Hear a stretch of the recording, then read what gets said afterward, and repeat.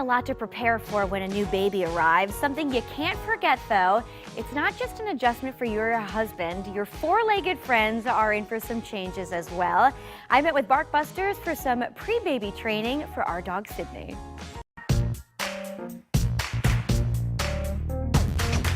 Sid, are you gonna like a new baby? Are you gonna like a baby brother? Whether she likes it or not, Baby Doo is arriving sometime this summer, and Sydney's world is about to change. Sydney is our 2-year-old rescue dog who, at the moment, rules the house. She's just spoiled. And that's kind of the concern when there's a new baby on the way. That the baby is also going to be spoiled, or that Sid won't know what to do? No, that Sid won't know how to react. That's why we called the professionals, Richard and Vicki Horowitz, also known as Barkbusters. With more than 30 years of experience, if anyone could prepare Sydney for a baby, they could. To start, some basics in general obedience. Leadership in a dog's mind is extremely important. They're pack animals, and they look for leadership within their pack. You are their pack. So the adults in the household have to be the leaders.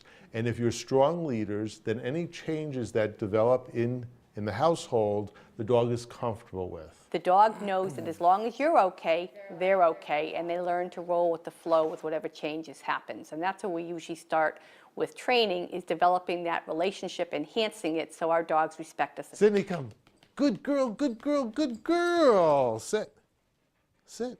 What a good girl you are. When the baby's here, and if the baby drops something on the floor, and Sydney starts going towards it, you want to be able to call Sydney away, all right? Okay, makes sense. When the baby's a toddler and starts really moving around, or eating from a high chair and drops food on the floor, you may want Sydney to stay. Right. Okay? So that's why the general obedience is so important, and getting it in place now. The Barkbusters say it's never too early to start preparing.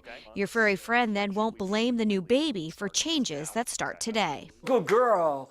Good girl. That's perfect, because she was upstairs, distracted, you called her, she was in tune to you, she respected you, because as soon as she heard you, she came. It's all about respect when it comes to training your dog. The more you feed into bad behaviors, the less respect your pet will have for you and your new rules. You'd have to teach her not to go on the furniture unless she's invited.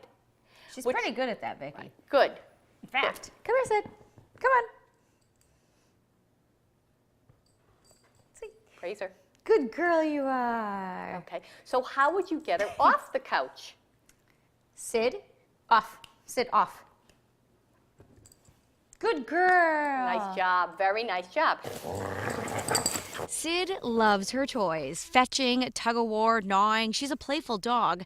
But what happens when Sid mixes up her toys with Baby Doo's? If we look at Sydney's basket of toys, you're going to see a lot of soft toys. They're all soft. Okay, how is Sydney going to know what is her toy and what is the baby's toy?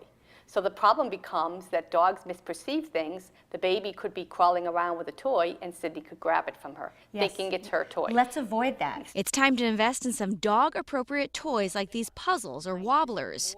Items that can't be confused with baby toys. Something else to do to prepare your furry friend for the arrival of baby?